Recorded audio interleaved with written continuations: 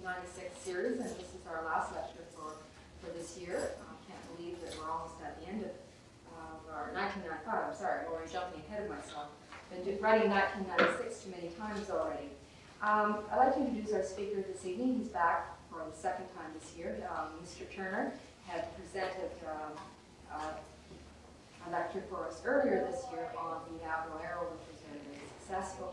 And we spoke to him at that time about whether he'd be willing to come back and talk to us about what happened after Black Friday and the demise of the Arrow. So he agreed certainly to come and talk about what happened in terms of the brain drain to the States and the Canadian space program. So he's here tonight to do so. Bill Turner was born and educated in Toronto and retired in 1987 from the engineers, marketing, and program management career of 45 years in the Canadian aerospace industry. He's a manager of design and flight tests of early balloon and missile systems, and designed and marketing manager for de Havilland antennas and booms on the Mercury, Gemini, Apollo, and other NASA international satellites. And he's the first Canadian representative at NASA Kennedy Space Center responsible for the installation and test program of Shuttle remote manipulator system, which is the CANAR. Now he is the club and school speaker regarding space, Canadian beginnings, and the AVRO story. And very much involved with the Aerospace Heritage Foundation. He is also a founding member of the SPAR Aerospace, CASI, and as I mentioned, the Aerospace Heritage Foundation of Canada. And recently, the Aerospace Heritage Foundation of Canada had a small ceremony up in Malton to rededicate the CF-100, the Canuck, which is in Wildwood Park. So if you have the opportunity to go up there and see it, it looks wonderful. It was a miserable day. It was just pouring rain. But nevertheless, I think everyone felt very good about all the donations that had come forward to actually make this plane a worthwhile project for the community, and certainly it has a potent part of our history. So welcome, Mr. Turner. Thank you.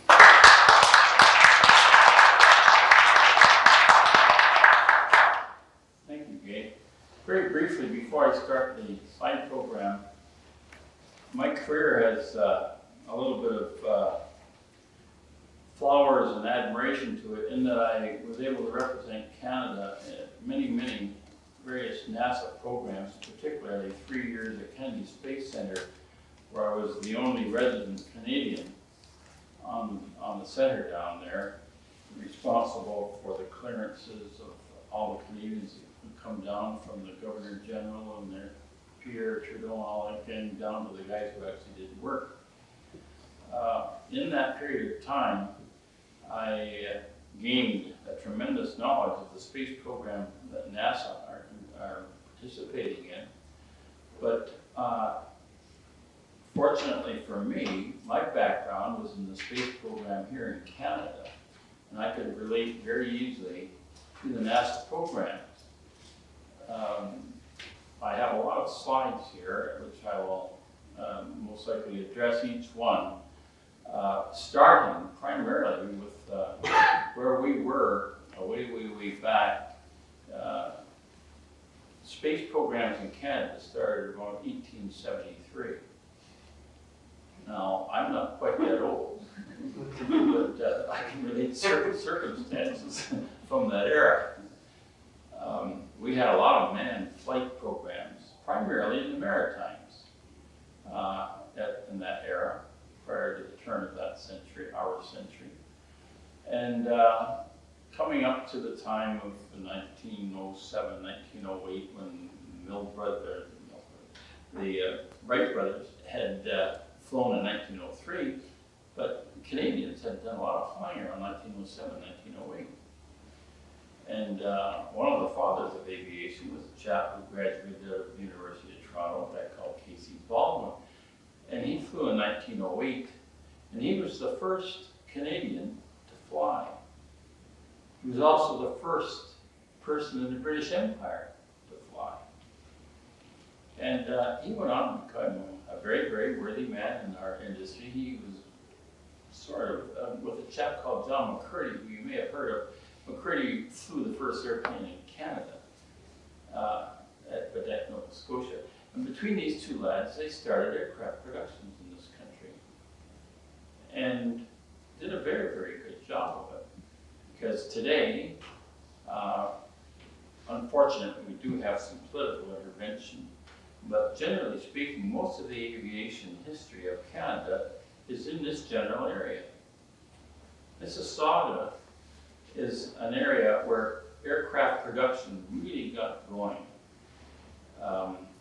The first production program, big production program in aircraft in Canada, and challenging even the United States, was done down on Strachan Avenue at the north end of the exhibition grounds. In 1914, they started building airplanes for World War II, but they really got into it in 1917.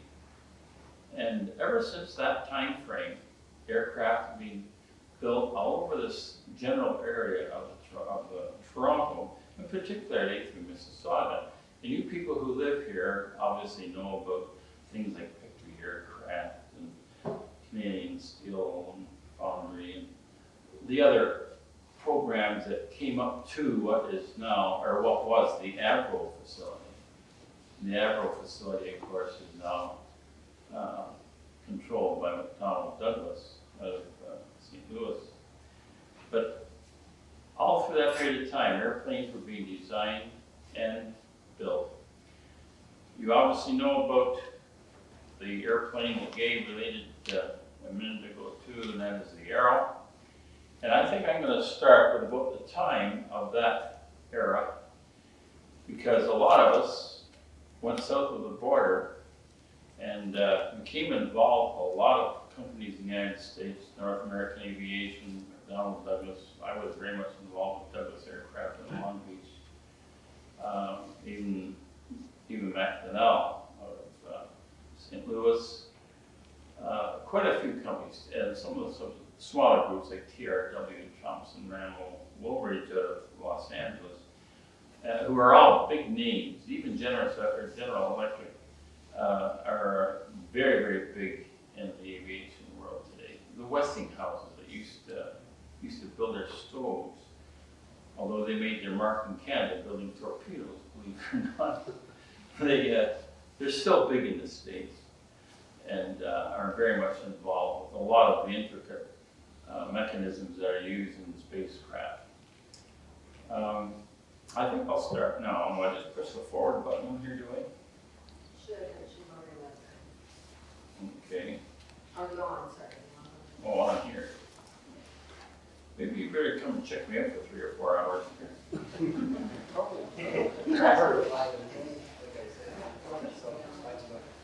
Okay, now, I just have to push it forward every time I want to change the picture. Now, really the present day space programs that we enjoy in Canada started about the time of the early 50s,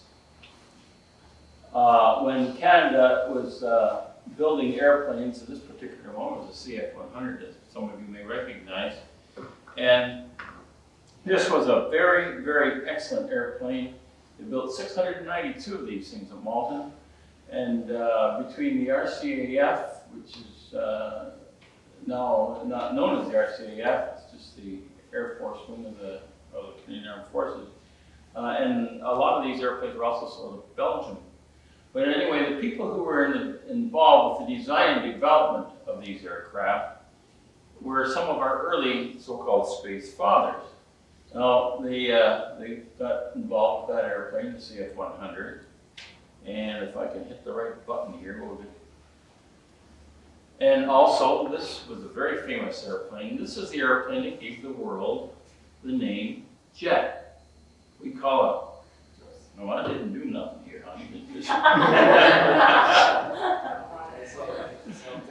We have what they call a gremlin in here.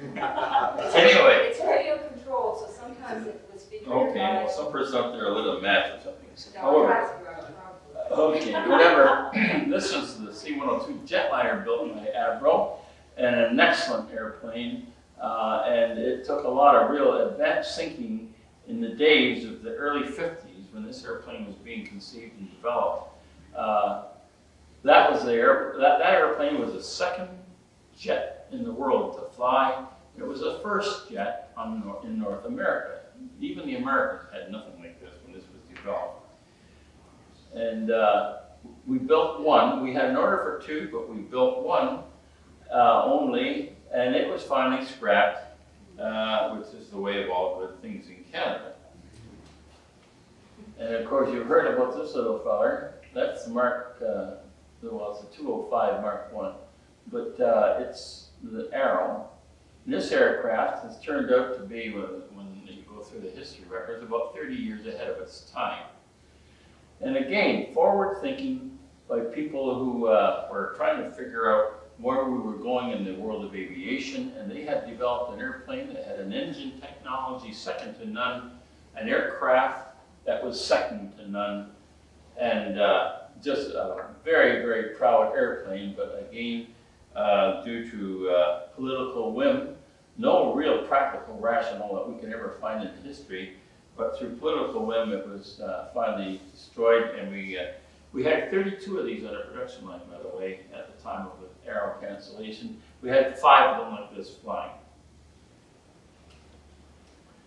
And of course, about that time frame, we were looking at other airplanes, like this big fella here, the DC-10, and all the DC-10s in the world are flying on wings that were made of Malta. And that gives you an idea of the DC-3, one of the fathers of commercial aviation, size to that airplane. The airplane here is about the size of the engine they sell, the number 2 engine on the DC-10. Well, ever since time started, man has wanted to travel, and he's wanted to travel in many different ways. In days gone by, of course, all they could travel through the sea or up on the land. They traveled by chariots and horses. And then as we got a little more clever, we had boats, and we moved across water areas, and then we got into airplanes, and finally we got into rockets. And this kind of rocketry was developed just prior to World War II, mostly in Europe, mostly in Germany and Austria, with a little bit of work in the United States. Very, very little work on rocketry, early rocketry in Canada. We stuck to something else. We stuck to balloons. Now, we've always wanted to go someplace, and this is the thing that makes us go anywhere. It's called the sun. The sun is a tremendous source of energy for everyone in the world, and we are always trying to find out what makes the sun tick, particularly these things here, because this plays hell with that radio communications. And it was through this tremendous desire to find out more about what the sun doing that really got Canada into aviation. And what we were thinking about, we thought, well, hell, if we're going to look at the sun, let's go out and look at the planets. So we thought, well, there's Mercury up there, and that's Venus, and of course, that's Mars.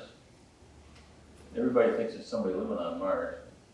But and then, of course, when we get out into space with the Gemini program and the Apollo program, we were able to look at the Earth. Now this is Africa. There's the Mediterranean up there, the Gulf of Aden, Indian Ocean in here. But that's what the world looks like. And that was taken at 10,000 miles approximately out in space. And as you most likely notice today, you see an awful lot of weather patterns on your weather channels, giving you cloud disbursements and conditions and everything else. And this is a wonderful thing that's happened to us with the use of our technology in space. And of course we have our moon. We're very anxious to learn a lot more about the moon than we have. We haven't been there for a couple of weeks, but we'll go there again soon. And that's what the Earth looks like from the moon. So we're neighbors. And then of course you get out into space, you get into the Jupiters. This is Jupiter with some of its moons, and Saturn, I should say. And here's Jupiter there. I was looking at Jupiter this summer out with a telescope, and it's incredible how close you can get with these things. Any people who are interested in astronomy, it's a wonderful science. You should try and get your children or your grandchildren interested in these kinds of sciences. They're wonderful things. Well, while we were thinking about all those wonderful things, we were also thinking about what this kid is here. And there's the future, looking at the future. And this young fellow most likely is, could be a grandfather today. This was taken back in the mid-50s. But he was wondering what that great big beast was, and we were wondering what it was and wanted to fly it. Of course, we were deprived of all that, but what really got us going was something that I was very much involved with in those days. That was a missile. We built in Canada a missile called the Velvet Glove, and that is beside an airplane called a Sabre, which was an airplane built in Montreal, Canada in those days, under license from North American and United States. But we built this guided missile here in Canada, and it was primarily developed to try and train guys like me in the technology of guided missilery. This was a weapon, but a short-range weapon at that, maybe only about 7-mile range. But this is what really got us going, and also at a place on Point Petrie, the other side of Trenton, to establish the aerodynamic technology necessary to build the Arrow.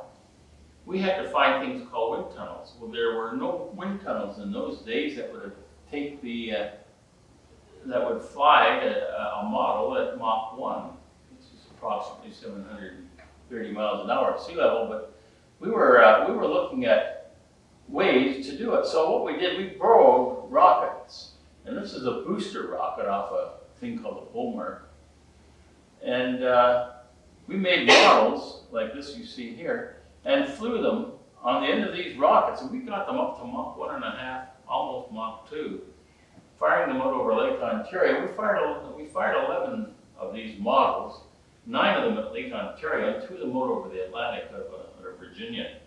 And they gave us some tremendous information on what we were looking for in the aerodynamics of high-speed airplanes. And that was really the edge when we were starting to cut into space. We were getting the high speeds and things we didn't know too much about. So one of the things that we were doing a lot of work with was trying to, you heard the word Skyhook. These are Skyhook balloons that we were using back in the early 50s to try and determine what was going on with all those crazy sunspots that we were getting. And we had instrument packages on something that's off the film here. But these balloons would get up to about 100,000 feet, which is pretty high. And we would, it's about 16 miles up, but nevertheless, we had these baskets of instruments on the bottom of these balloons trying to explore the ionosphere, the stratosphere, what was going on up there with sunspot activity and radiation from the Earth, the magnetic variations in the Earth's field, etc. So we built a lot of those, and we built these. And we still hadn't got into the rocket. But this was, we were just starting to think, well, this is getting pretty expensive and kind of dumb, because you had no control over these things. You just let them go, and they go up in the air, and you could put an explosive charge on it to burst the balloon, and then it would come down, and you'd have some idea of its location. But that's about all. And then, during the war, there were a bunch of German scientists got together, and they made a little thing, which was to be a collapsible antenna for tanks. They couldn't make it work. At the end of the war, as you may know, you have spoils of war. The conquering country always cleans the conquered country of all their technology. In our circumstance, the British had collected some items which they didn't know too much about, and they brought it over to a place called National Research Council here in Ottawa. They couldn't make it work, so they gave it to a bunch of us dumb guys at Haviland and said, here, you want to play with this? Maybe you can make it work. Well, we made the damn thing work.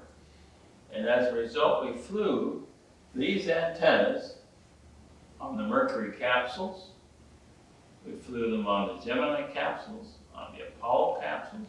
We were the only non-American to provide hardware in those early manned space programs. I'll show you in a minute how this this stem works. Is that out of focus, by the way? It seems to me that it is. However, here's another picture of a typical device. We made a whole bunch of them. We made about 20 different varieties of these things for different satellites, for France, and believe it or not, Russia, and the Americans.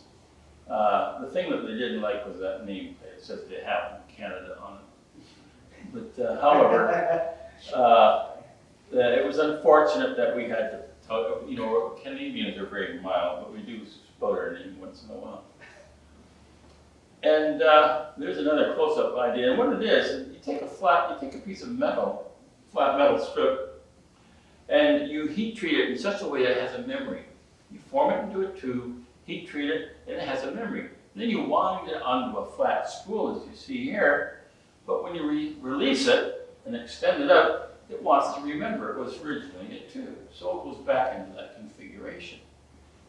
And that's the device that got Canada into the space program. It's called STEM, Storable Tubular Extendable Member. It is an acronym. And we flew these things on just about anything that we could sell to NASA anyway.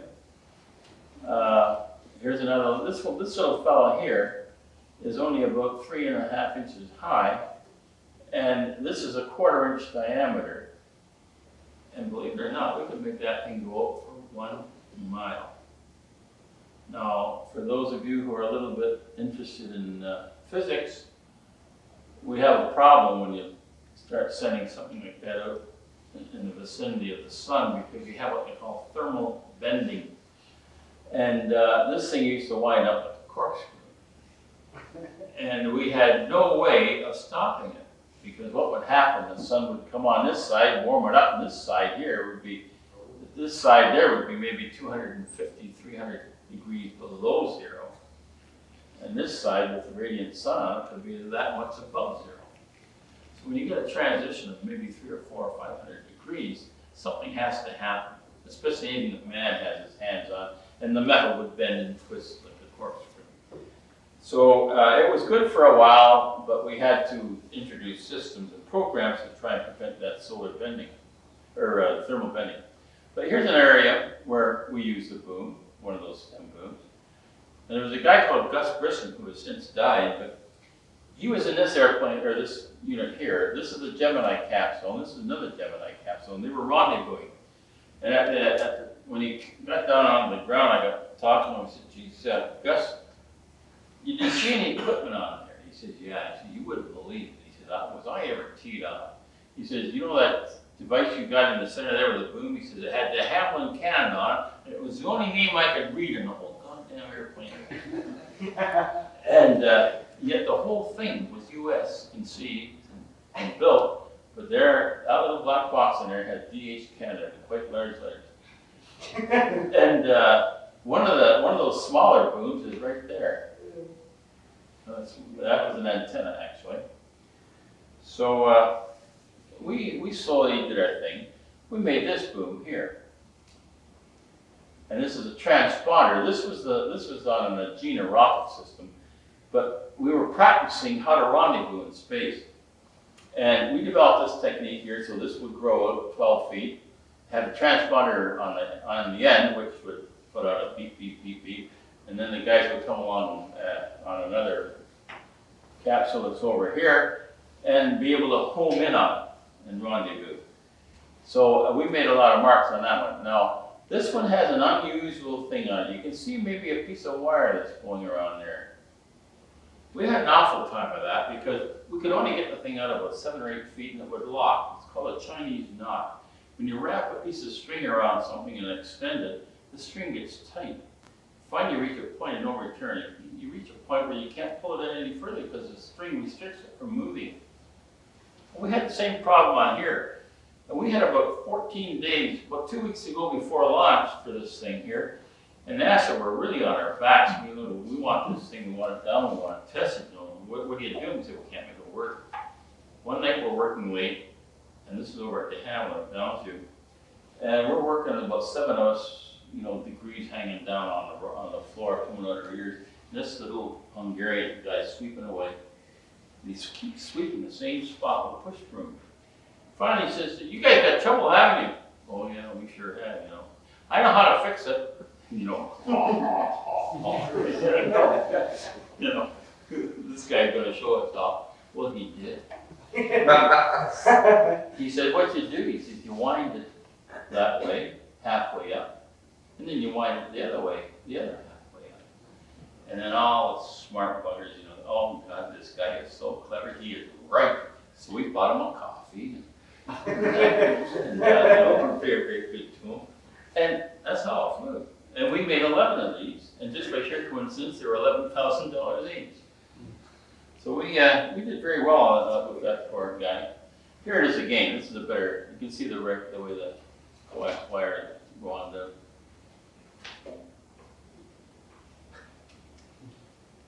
And of course, Alouette was Canada's first launch, and we use these booms. Again, these are 75 feet long. And this was used to detect signals in the ionosphere that were interrupting our telecommunications in Canada and around the world for that matter. And Canada was the first country to place such a device in orbit. Canada has always led the world in communication satellites. And the rationale for that is we've got an awful big country. We have a country that's literally 5,000 miles from one coast to, you know, from one outlet to the other. And we park satellites now above a place called Winnipeg. And most of your telecom, your Annex series and all these, are all parked in that general area. And that allows anybody who's talking anywhere in Canada to communicate with anywhere else in Canada without any interference. So we built 2 of those and flew them. We had another one called an ISIS. These were bigger booms, 150 feet. And we flew 2 of those. And this is the system that we used to make it work.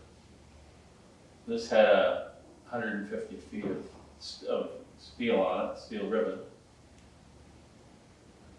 That's actually it was only about 18 inches high. And we also use them as recovery booms on the Apollo. This is a Gemini here.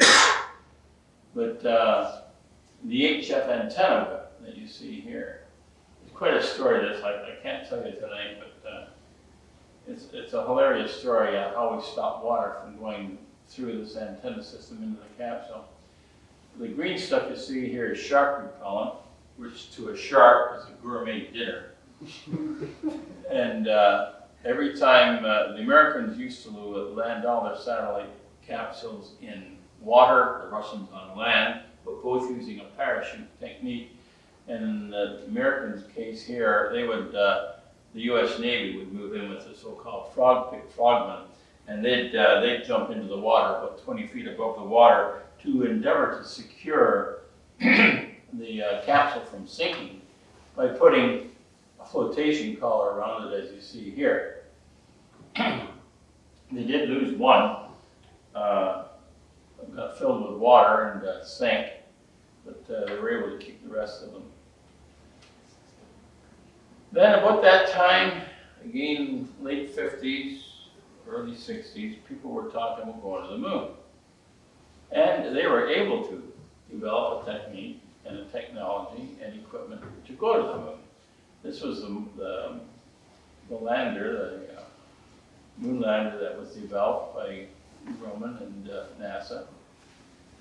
And of course, this is a very famous picture. I think most of you have seen this. Is Neil Armstrong saluting his flag, which is really a stiffened rod here and stiffened material, because the gravity on the moon is about 10% of what it is on the Earth, and nothing really droops and drapes as it would with a flag on the Earth.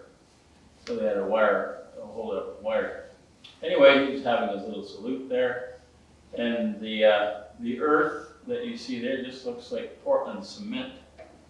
It's a powder, it's a dark gray powder, and it's the same consistency as flour in most cases.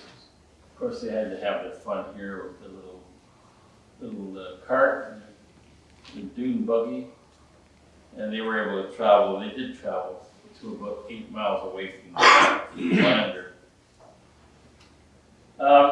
Canada, in the meantime, was still building satellites. This was called the Communications Technology Satellite. It later got the name Hermes. And the stems were used, as you can see here, to extend what we call solar panels. So solar panels accept sunlight and convert the sunlight into electrical power, which is used to drive the communications and electronics in the satellite. These were communication antenna systems that were developed for this rig, and when this was put into space, it was the most powerful communication system ever devised by man, and gave Canada a real big leg up on future programs, particularly with some of the Annex series. The Annex series, by the way, are all communication satellites, and there are, I think, 11 of them up there right now. One of them is parked in case one of the others packs up. But, also at that time, we had a guy called Jerry Bull who was murdered about 4 years ago in Belgium by the Israel secret police. He had conceived the concept of firing satellites into orbit from the ground.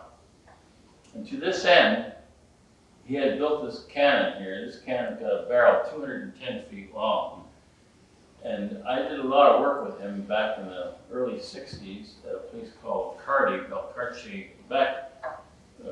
CARDI meaning the Canadian Armament Research Development Establishment, and that's where a lot of the black boxes, particularly in munitions and secret radars, were all being developed. However, he fired this thing, and he could shoot this thing, shoot a missile about 130 miles up in space.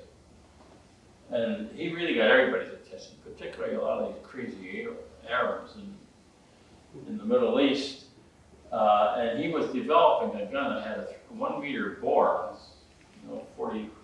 roughly 40 inches across, that would fire a missile approximately 35 miles. And that's why he was shot and killed by the Israel police, because he was in concert with some of the people who were not friendly to the Israel people.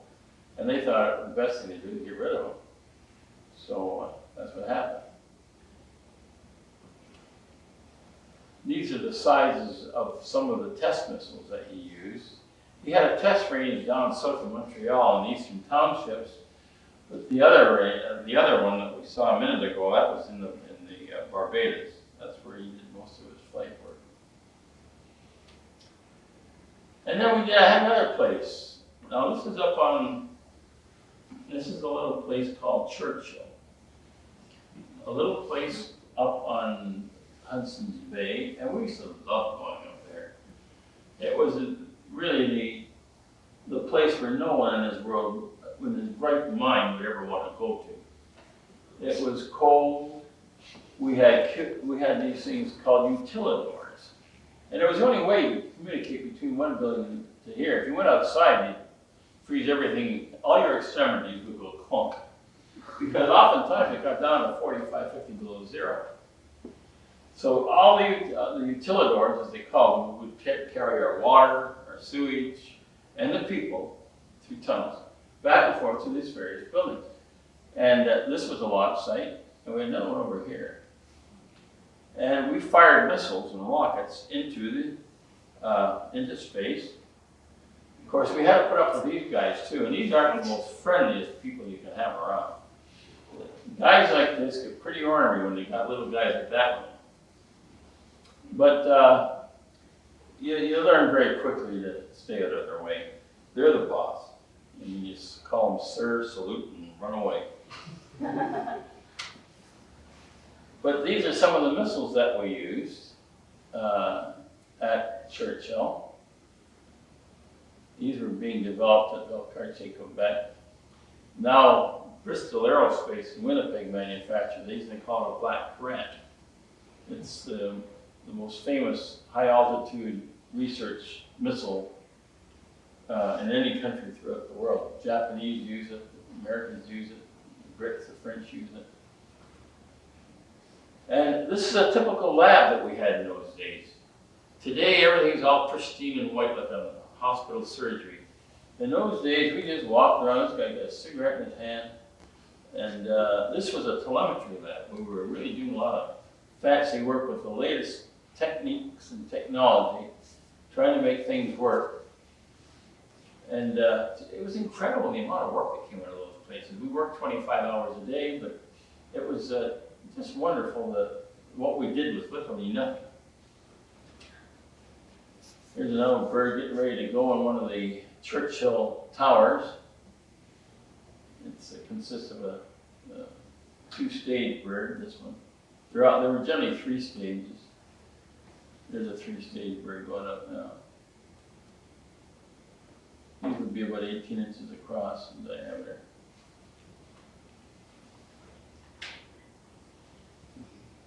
Oftentimes we flew at night, trying to get into the Aurora Borealis, because the Aurora Borealis up there is incredible. This is what you see it literally every night. It's the most beautiful sky. And that's all electromagnetic disturbances in our atmosphere caused by sun, by the particles from the sun. So that's why we went up in that part of the world to try and do a lot of research. Well, Canada was building at that time what they call Annex Satellites. And this is what an Annex Satellite looks like. They call us a bus, by the way, B-U-S. Bus just means a chassis. And we would buy the bus from Howard Hughes outfit out in California and fill it with electronics, including this special dish antenna here, which was used to beam information back, pick up information and beam it back to the Earth. And then a guy called Gagarin happened to fly in a space capsule one day, and that shook the Americans all to hell. It really shook up everybody. Here these guys are flying people around the world now, and we haven't got anybody up there yet. So they worked very quickly to get guys like Shepard up in a capsule. But this guy really was the so-called first fellow in space, and we have to acknowledge that. And the Russians, by the way, are incredible scientists. Today they're in bed with NASA. All the work in Russia and NASA are all teamed together, which is wonderful because it means that we don't have any animosities. We have a little bit of friction between some of the egos of some of the people, but generally speaking, it's nice that countries can work together. And that created a thing called the Space Shuttle. And at the time the Space Shuttle concept was being considered, it was determined in Washington, in the United States, that maybe this thing is so big we should offer the world some opportunities to participate in this program. So they did. And Canada said, yeah, we'd like to help in some way. We don't know a lot, but we'd like to. But a bunch of other guys and myself were going back and forth to Washington in those days trying to determine what we could use to get interested in the space program. And we finally hit upon something. Hey, we got a lot of experience on these little stems. Maybe we can adapt the stem concept. And we came up with a thing called a manipulator, which was something like your arm. And the shuttle airplane was going to be a big unit. And this gives you a nominal idea, it takes 1.5 Greyhound buses. But they had to have some way of getting this bus out of the cargo bay. So we came up with this idea of an arm. And after a lot of fooling around and everything else, we came up with a system that seemed to work. And it was called the Remote Manipulator System. And this is a picture that was taken out of Malton at Spire Aerospace. And it consisted literally of 2 telephone poles. 2 long, 25-foot long poles with a shoulder and an elbow and a wrist assembly. All of it. Believe it or not, that's your whole wrist assembly. It's 11 feet long, and it can't do what your wrist can do. But we had to go through all this to make it work in space. So this is a make-believe capsule. This is a dead flat floor, And the way we tested this thing, because we didn't have the gravity, we have the gravity component, but we didn't have the weightless component that you have in space, we had to simulate it. Well, we couldn't simulate it in what they call 3 dimensions, which is up, sideways, and this way, that way, and up. So we said, well, we can do it in 2 planes. We can make it go left, we can make it go right. So what we did, we put 8-inch pads underneath this machine here and pushed the air out of it, and it lifted it up off the floor, just about 3 or 4 pieces of paper thicknesses. But sufficient that you could go and you could touch this here like that with your finger. The whole thing would just drift across the floor. That's what happens in space. In space, you have to learn your physics in space. But Newton had a law that says every time you push something one way, there's a reaction force the other way. So in space, if you go like that with something, and there's no reaction, it's going to keep on going forever. This is why when you see guys in spacesuits on their walks, they're always tethered. We have them tied, generally speaking, to the shuttle. Because if anything lets go, we've got to pull them back. We can't go and chase them, because they're liable to give themselves a push and go away the heck about radar knots. We'll never catch them. And one of the problems that we have with his arm is how do you catch something in space? Well, we learned a whole new technology on that one, and I'll show you some of that in a second. The arm itself, as I say, is like a great huge telephone pole, and it's made with, it's a hollow tube, about 13.5 inches diameter. I have some pieces of it here. And then we have a crush coat, as they call it, that we put on top, and that's in case something hits it. It's not going to hit the inner shell, the strength, the mechanical shell of the arm, and fracture it. And then we put a little thing called an alpha cloth over top of it to reflect the sunlight. And I'll show you that in a minute. Well, we were making all kinds of wonderful things. We were putting a lot of people to work in new technology. Here's a bunch of guys working over in Niagara Falls who were making the white covers that you see on the shuttle capsules or mechanisms, etc., that you see in the TV programs. All that white stuff is made here, but it's generally made with 3 or 4 levels of material. And you take a sheet of gold, and I kid you not, a sheet of gold, and you put a piece of what we call wedding veil, like you have in a wedding dress, on top of the gold. Then you put another sheet of gold on, another wedding veil, another sheet. And this goes on until you get generally about 7 layers. The rationale for that is, in space, most of the devices that you can wrap with this material has to breathe. Well, that wedding veil allows air to move back and forth in there, and sometimes you can force it. On the arm, we force hot air down the arm, and we have to put special heating pads on the joints. I'll show you that in a sec. And the rationale for that, these are heating pads in here, around the axles of the joint. This is the shoulder, what they call the shoulder joint. And the reason for having to heat them up is that in space at minus 50, 60, maybe down to 150 degrees below zero, everything freezes up. So you have to heat the darn thing so you can make it move.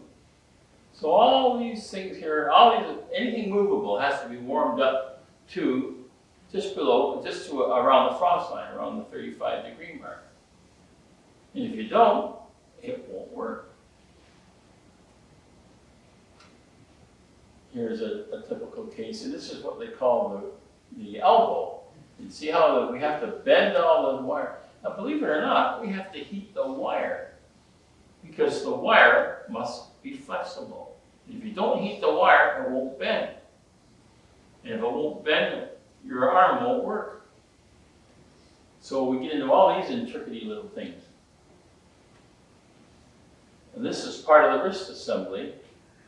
And on the end is in the next slide. But all these things here look after the roll and the movement of the wrist itself. Your wrist is a very versatile member. You can do a lot of wonderful things with your wrist.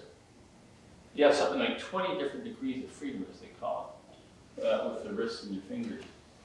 And then you get to the hand. And the hand was really intricate. We call it an end effector. Why I got that name, God only knows, but that's the name that the Yankees gave it. And so you could see what you were doing. We had to put a camera here. And so the camera could see what it was doing. You had to put a light on. So, you know, it's sort of domino effect. Things build up. Anyway, this little fella here, it caused us a lot of concern, and the Canadian government spent millions of dollars on that. And this is what it looks like. And believe it or not, another simple thing. We copied an Indian rabbit snare with all the brains that we have in our system. It was a rabbit snare that really won the day for us. And here's how it works. We have on the capsule, on the satellite we're going to capture, we put this little arm. And then these wires are all opened up and lay on the inside of the tube here. And then the operator of the arm draws this thing looks like a garbage can, and he brings it over the end of that little spike with the ball on the end of it. And as soon as he thinks he's on, he collapses these wires, as you see here. And that means that the rod is trapped in there because it can't slide off. There's a ball on the end of the rod, as you can see here. And that's called a soft capture.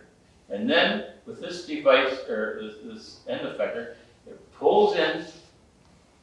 And as it pulls in, these three arms here rotate on the can and orient it such that it comes in and it locks into the exact location that you want. Then you have what they call a hard capture, and you can play around with that thing just like, you know, playing around with a baseball bat. However, you must move very slowly. You know what it's like when you're driving your car and you hit the brake? Depending on the speed you travel, it's called acceleration. And the energy there will keep the car going. Same with this. If you start swinging something around that's pretty big and heavy, you could, before you know it, be turning around the whole shuttle.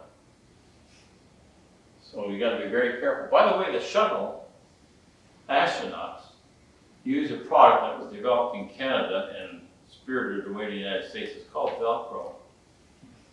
And they walk on Velcro and they fix everything into the walls with Velcro because all you do is pick it up and go like that and it's stuck. And it doesn't take anything to move it off other than force, the force of your hand, whatever you want to use to move it. But Velcro is a very, very important part of anything in space. Literally all these white units here are all fastened with Velcro around the various capsules, etc. Here we are, we're testing it.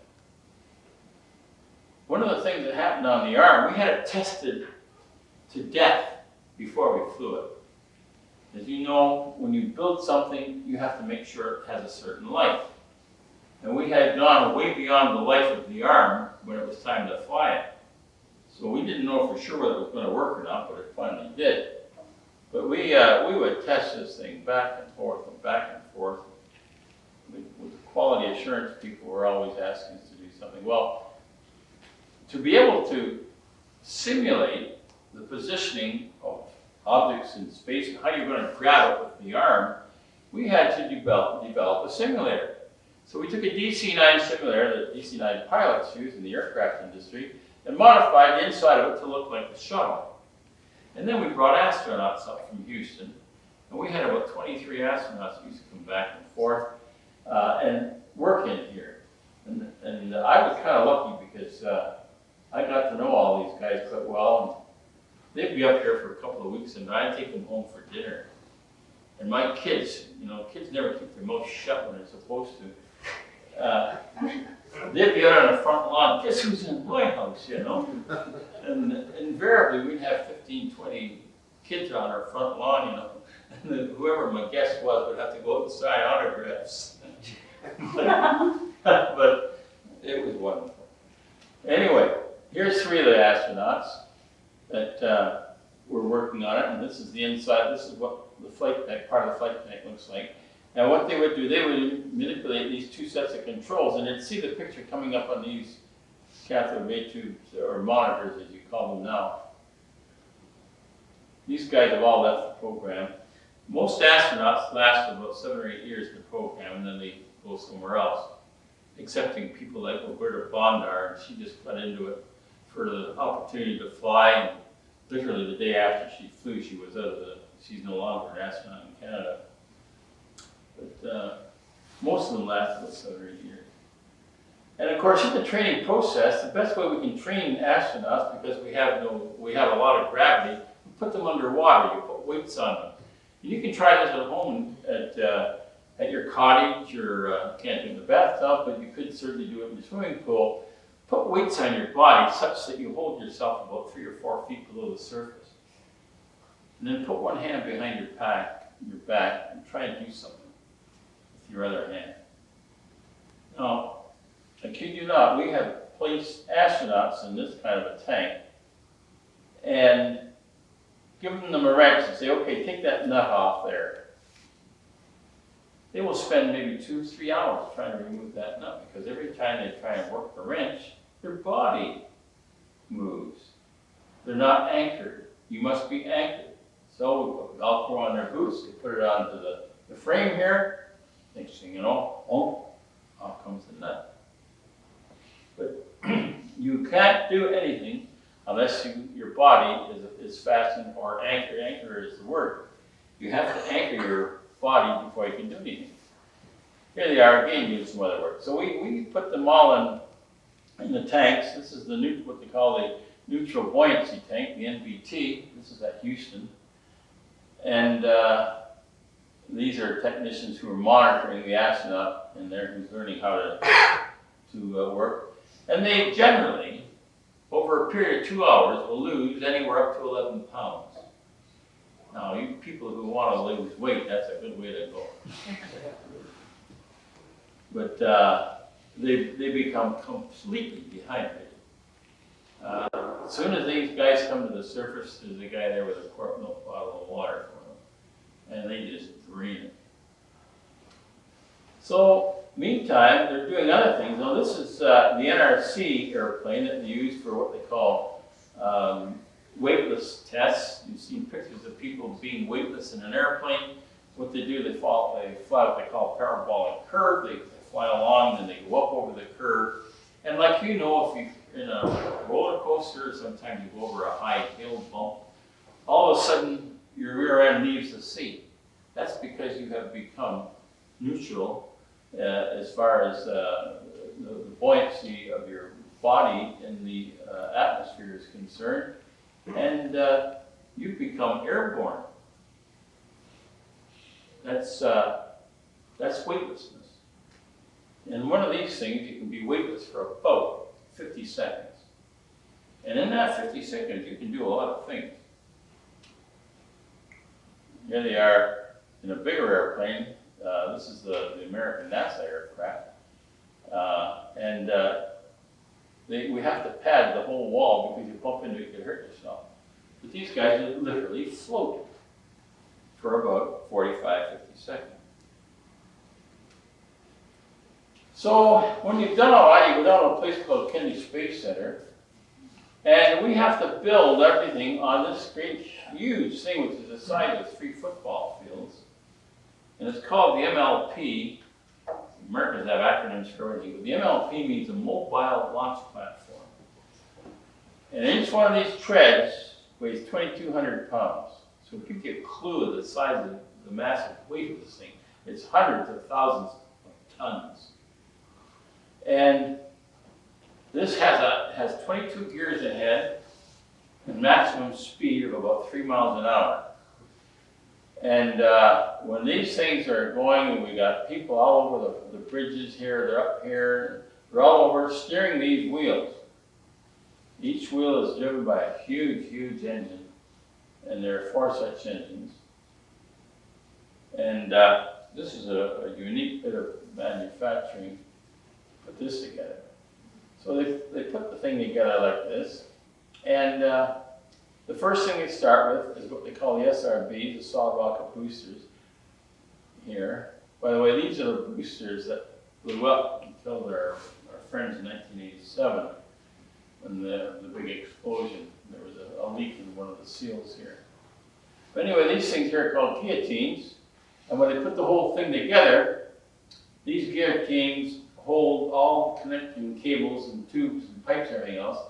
And then as soon as they go doing they've done the countdown, they hit 0. There's great huge weights in here. And they're just triggered, they just fall back. And as they fall back, they cut everything in their swath.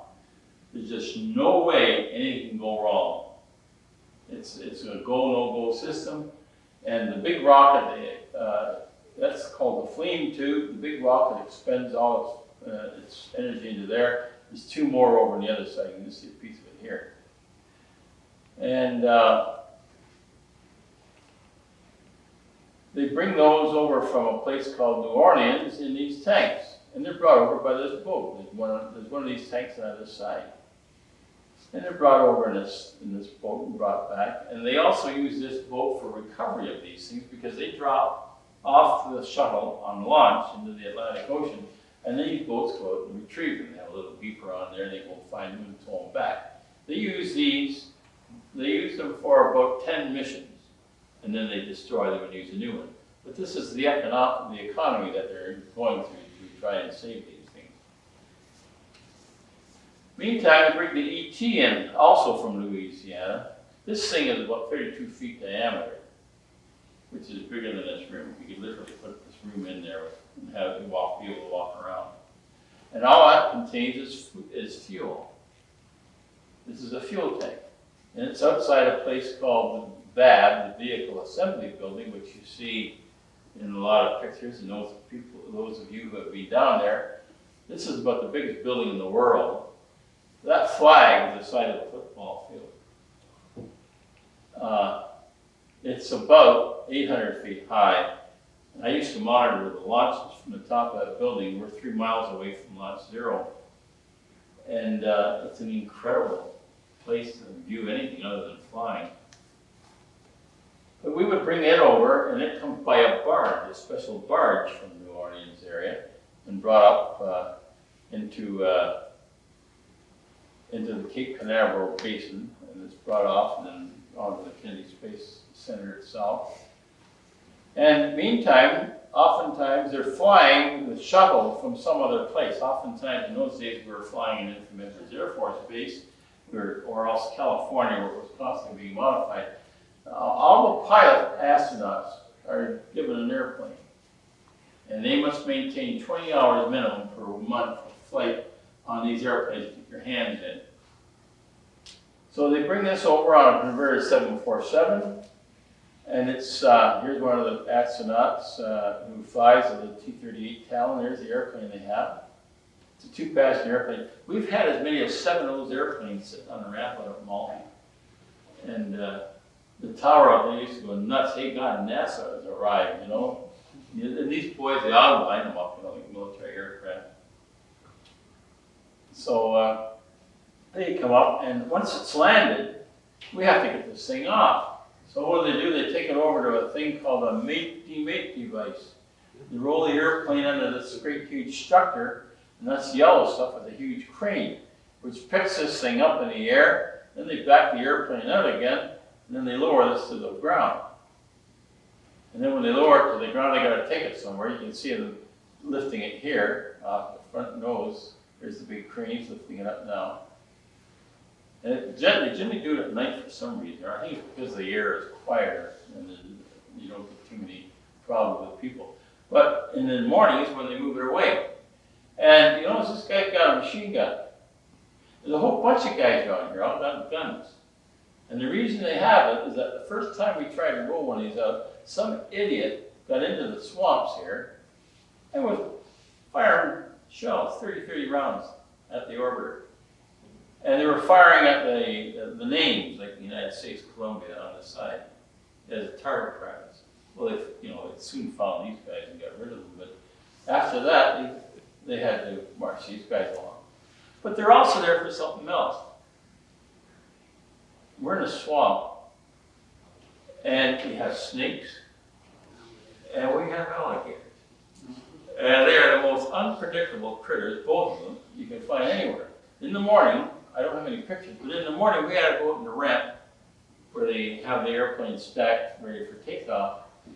And there'd be maybe 20, 25, sometimes 30 water moccasin or rattlesnakes on that ramp. You have to get rid of them because they got to work out there. So they had a snake patrol.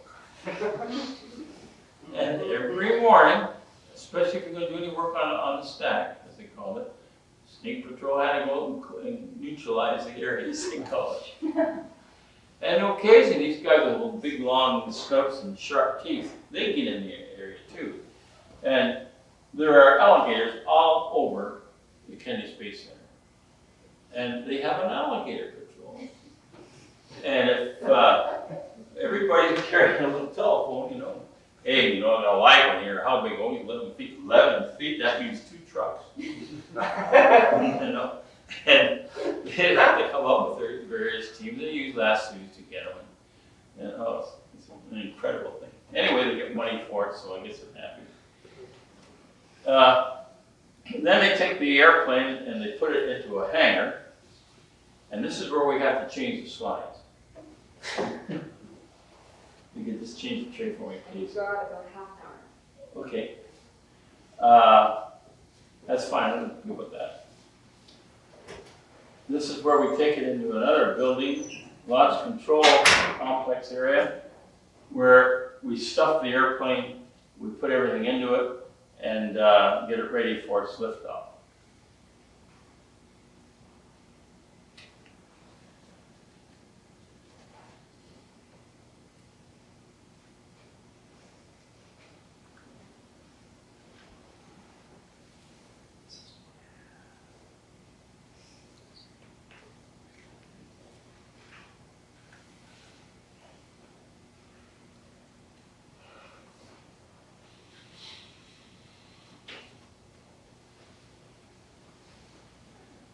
Okay. In the assembly of a lot of this stuff, the arm has to come down from Canada. And the arms are built in Weston and packed into 2 huge, long, 35-foot-long coffins, as we call them, and shipped by rail in 2 trucks from Canada to Kennedy Space Center. Now, we have 6 of them down there, so we don't have to go through this exercise anymore. And this gives you a rough idea of the size of the unit to the VAB, the VAB. This is the large building. And then we have to test it out. And you can see a lot of the engineers standing, and all of the technicians are doing the work. And we have what we call a hard back. This thing would break its own back if you left it alone. So we have a hard back which holds it all together for us and doesn't allow any deflection. There it is, we're picking it up out of here, and we're going to now put it in what we call a submarine pen. The shuttle is behind all this structure, and we're lifting it up to the top, over the top, and down onto the shuttle. This, believe it or not, is a cargo bay of the shuttle with all the work carriers and crews in it. And here's the arm along there. And then, once that's done, we have to wrap it. And there's a long story about this thing on there. But anyhow, the astronauts have to come in and buy it off, as they say. It's like kicking the tires in a car. And this is Truly and Joe Engel, who flew the arm the first time it was flown, which was on the 2nd mission. And what I wear on here, the 2nd mission on my jacket here. The 3rd mission, the arm was used, but the 2nd mission was just a trial to make sure everything was okay. When they're satisfied that they've bought it off and signed a piece of paper, we put guard tubes around it so it doesn't get broken. They start packing the inside with various satellite cargoes, whatever they're going to fly for the mission. And we have make sure all the cameras work. These are Canadian design cameras. And you notice everything's wrapped in gold. Gold is the only thing that will not oxidize in space. And these are bulkhead cameras. And we have to check the clearance between the camera and the end effector, in this case, make sure it's about 1 inch, because in the shake, rattle, roll of liftoff, you don't want anything damaging something else. So you have to check that all out. And we check the side. When we close the cover of the cargo bay, we have to make sure that there's a ½ an inch on the side here. So we put a guy in there with a Mickey Mouse tube, and he checks everything out. And then they look out the window from their flight deck, and then looking at what's in here, and we see the Canadarm. See, the Canadians want to call it the Canadarm, and it's only the Canadians that use that name. The Americans don't have any. They call it the robot arm. They call it what it's supposed to be called, the remote manipulator system. But the Canadians are endeavoring, have been for 11 years now, trying to coin a word called Canadarm. Does it work? The reason it doesn't work is that it was going to be called the NASA arm, NASARM, and or the USA arm, USARM. And because Canadians beat them to the punch on the word, they don't have anything to do with it. Here's the astronauts again, buying an office, yours truly here, when I had a little more hair. And again, we're all set to go. We've already pulled back the ramps, and that means that we can close the cover doors now and get it ready to take it down to the stack for liftoff. So we close it up, and it's down on the floor, and they roll it away. Now it's in the VAB. They brought it into the vehicle assembly building, and it must be lifted to put on the stack. So they have this great huge crane, and it lifts it up, lifts it way up in the air, and then they move the mobile launch platform under it, and then secure this in position in a vertical mode. And here it is. Here, there's the MLB there. There's the airplane coming up on the ramp, and here's the external tank and the solid rocket boosters already mounted here on the. And I'm looking from the top of the VAB down to the ground. And then when you have it all together, as you can see here in a correct position, they pull all these things back. They all swing back, and they said, "Okay, let's get ready. We'll go to the stack. We'll take it out to the lifting to the launch pad, and it starts to come out at a great rate of knots, about 1 mile an hour here. And it comes along these tracks, and we're about 3 miles away from the launch pad over here. This is the LCC, the Launch Control Complex, and all these front windows here have special steel doors on them. So if there's any mishap on the pad, these steel doors close and secure and safeguard the people in this place here, because these are the guys calling the shot and the liftoff. When you hear the countdown and mission control, they're in here. The main mission control is at Houston, and as soon as the bird here lifts off here by about 2 inches, it's mission control's responsibility from Houston. We've done our job at Kennedy Space Center, so I'll let it go. And it goes along the track here, and they've got police and dogs and everything. You know, the whole world's down there. Gives you an idea of the swamp that we have. And here's the ramp, and this is where the snakes get. Oh God, they're terrible critters. Some of them are 7 or 8 feet long, and they really scare the heck out of you, because they can move faster than you can. Anyway, they take it up here, we marry it all together on these racks, and these here are what they call the water tubes. I'll explain that in a minute. We're coming up over the flame tubes, and here's the water tube outlet here. What happens is that when you light this thing, the heat has to go somewhere. So you pour tons and tons of water per second on it, and what you think is smoke is steam. But the water's got to go somewhere. So the water goes through here, out through these ports into a thing about the size of a football field. And I kid you not, you can see the water coming up in that football field, just like that, during the launch. It takes about not quite 3 minutes to fill that whole big bathtub of water. And there it is, we're getting ready to go. There's the gantry that's used for the crew to enter the capsule. This device here, if necessary, can come up and envelop the airplane, and you can withdraw. You open the doors here, and you can withdraw the payload and replace the payload. They always do that with military stuff, so nobody sees it. The big white thing here is the lightning arrestor. By the way, lightning strikes the center here about once every second. And they have some real lightning strikes. They have a real lightning patrol there. Key West, Florida is the greatest source of lightning anywhere in the world. And it's terrible. Now this was a typical, we were getting ready for the first launch here, and one night the moon came up. So we took some pictures. And in those days we used to illuminate with floodlights. They don't do that anymore. There's a typical night with a night shot. Again, we were very super critical, special care being taken on that first launch, of course. It is ready to go. And when it's ready to go, they get the crew organized. So the crew come out and they go up on a special elevator inside that rig. And they're carrying their own oxygen with them here. And all the farewell troops are in here. And get them all ready. They're entering the capsule there. These guys are making sure that they're all okay. They all have their Velcro equipment on. They've had their blood checked for the last time and everything else. And away they go, they get on board. And then Tranquility is over the swamp. And generally they lift off about 7:30 in the morning. And the rationale for that is that the sun is in the correct angle for taking photography. It's the photography that dictates the time you're going to lift off in the shuttle. So this is what happens early in the morning. This is maybe just around dawn.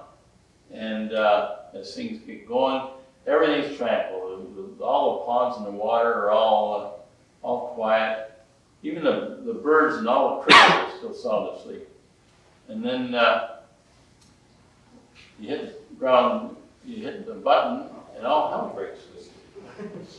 And what happens, all these birds, in the next second, will be dead.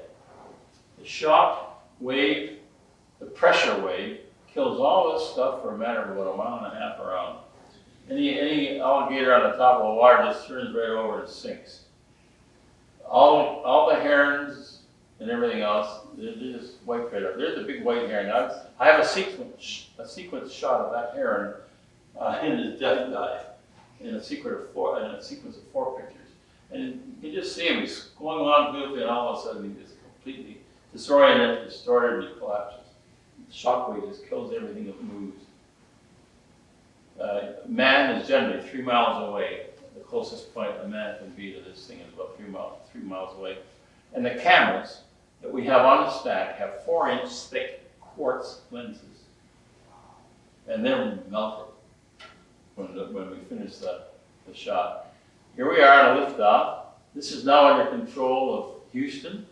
But you can see the flame here, and the water is starting to come. The water hasn't even started to come in here yet, but the steam's just started. This is maybe plus 1 second after liftoff. It's all steam. And as it goes up, they generally pick 3 or 4 astronauts to fly their airplanes, and they go around and do surveys, as you see from here. This is a girl called Kathy Sullivan who took this picture of the first launch going up. That's the Atlantic Ocean there. Give you an idea of the swamp and the water that are around there. And what's happening here? Geez. We've got a whole bunch of things happening here somehow. Okay. Once the bird gets about 14 miles downrange, the SRBs, the solid rocket boosters, are blown off, and they land in the water on the parachute system that I described a minute ago. They're picked up by a boat and brought back for reuse. Meantime, they're still flying around with little T38s, making sure everything looks good as far as atmosphere is concerned. And then they got to go back and fix the ramp at the mobile launch platform. It costs about $100,000 to $150,000 after every launch. There's only, with the tremendous heat going through these 3 flame tubes, and here's the guillotine units, all these pipes are bent, twisted, burned. It's an incredible devastation created by the liftoff. And when it gets in orbit, they open up the clamshell doors, and this is the kind of thing you see. And This is a very famous picture. This was the first picture that was directed to the Canadians after the first launch. And of course, with the word Canada on there, made everybody happy. And one of the things that we do that you don't hear about is we've got to go and sniff ourselves. This is called a sniffer. First thing you do when you go on orbit, you got to smell yourself. It's like checking your armpit. You know, that deodorant. The reason for this, it checks all about, we wave this thing all around the airplane, all around the shuttle, to make sure that we're not leaving, imparting anything to that particular atmosphere, something from the Earth, like a toothpick, paper clip, whatever. It's generally a particle of dust. And if you do that, you gotta retrieve it, because that piece of dust, as an example, can damage a piece of electro-optical equipment, become ingested into some piece of working machinery in space. It could be detrimental to the whole operation of a program, of a flight. So we have to know what's in there. And it's mostly gaseous particles, we call it plasma. So we have to find out where it is. Then the guys go out what they call EVA, extravehicular activity, and you can see that they got a little wire here. That's what keeps them close to the ship in case they let go and drift away. Somebody can go. They use a buddy system up there, by the way. And if anybody goes out and gets caught, the other guy can bring them back in. It's like swimming. You know, you tell your children when they're swimming, you have a buddy system. Here are the two guys working together. And the arm's always involved in some way or another. Here they have a device on the end of the arm. They're going after that satellite, believe it or not. And put this guy up there to try and grab it. And he did.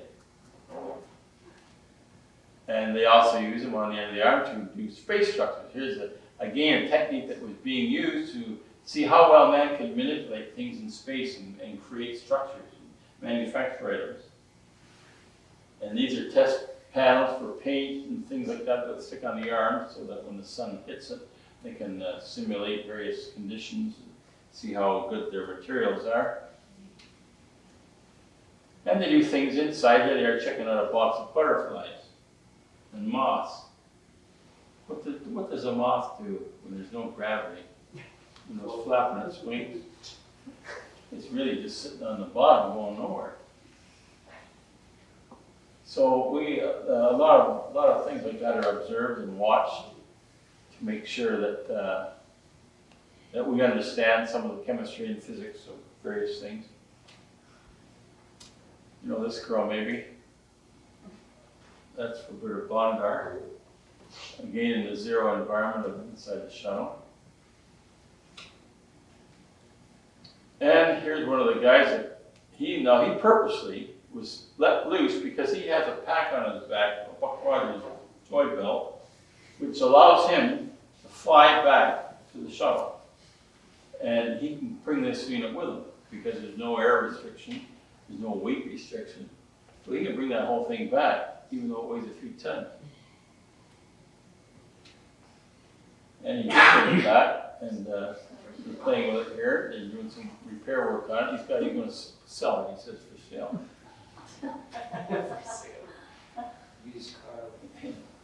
And of course, when the mission is finished, they got to come back to Earth. So in this circumstance, they're landing at Edwards Air Force Base, and there's every opportunity they have, they fly a chase plane to make sure that the wheels are down, okay, etc., etc. And these guys do what they call a dead stick landing, which means there's no thrust, no power, there's no propeller, there's no jet engine activating, they're just gliding to a landing. And they use Edwards Air Force Base because it's about 20 miles one way and it's about 12 miles the other way, and it's dead flat. So it's a good story. Here's two of the T38s flying this guy down. And these tiles are very, very important. I have one here off the first mission. There are 32,000 tiles on the bottom of this airplane, which is protected on re-entry from burning up. And they vary in thickness from 1/4 inch to 4 inches, depending on where they are. And they need every one of them. Now you look to the future, and what do we got? Well, this is a Soyuz satellite that Russians use all the time. And this is the MUR, where the Canadian Hadfield was this past week with some other NASA types. And they were working with this here, making sure they could put a proper entry port on it, which will mate up with the shuttle. This is the MUR station. And in the future, these are artists' renderings of the space station that Canada is very much involved in right now. Could look something like this. You got Canada all over the place. And maple leaves and everything else. But it most likely look like this one, and this one's been modified as of about 3 months ago too. So I don't know what the heck it's going to look like. But the biggest thing is that they're going to put another arm on, a special arm here, and a smaller arm up here.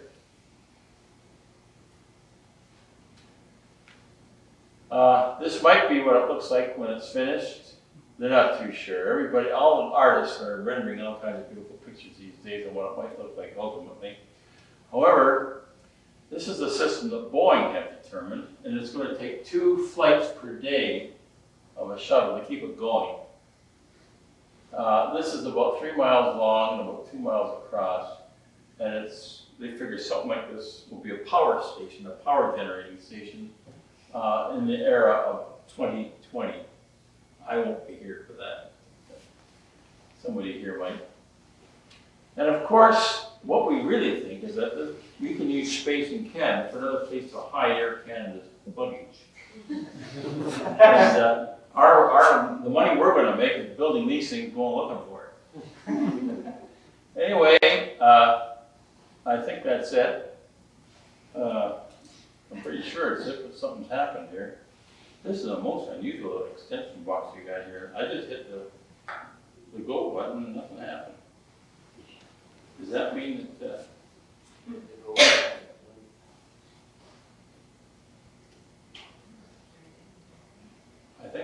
I'm pretty sure I'm at the end.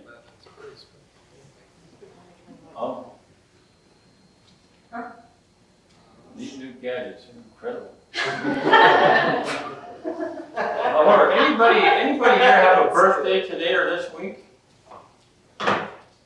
Well, I'm going to make you an honorary Canadian astronaut. Here you go.